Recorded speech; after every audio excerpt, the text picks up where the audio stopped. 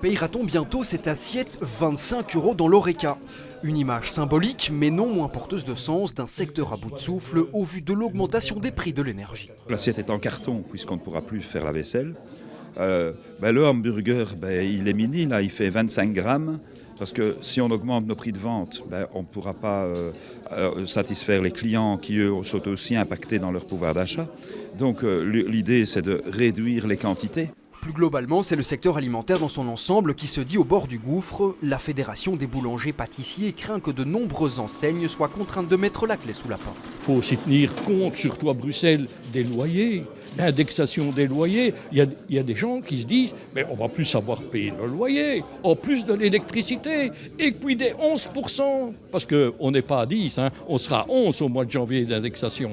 Comment voulez-vous encore qu'il y ait des boulangeries fraîches dans la ville de Bruxelles? Mais ils vont déserter.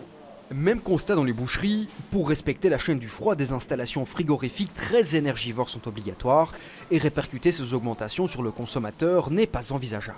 C'est une boucle sans fin, puisqu'on va augmenter, admettons, le prix du steak qui va passer de 25 à 50 €, la saucisse de 12 à 25.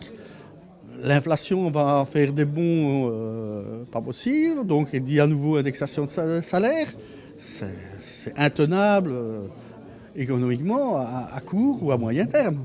Les fédérations prévoient jusqu'à 300 000 pertes d'emplois directs au total si aucune mesure structurelle n'est prise.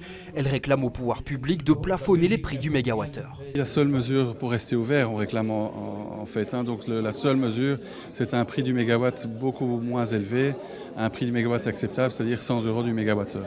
Les fédérations rassemblées sous la même bannière estiment que d'autres mesures peuvent les aider, mais très clairement pas les sauver.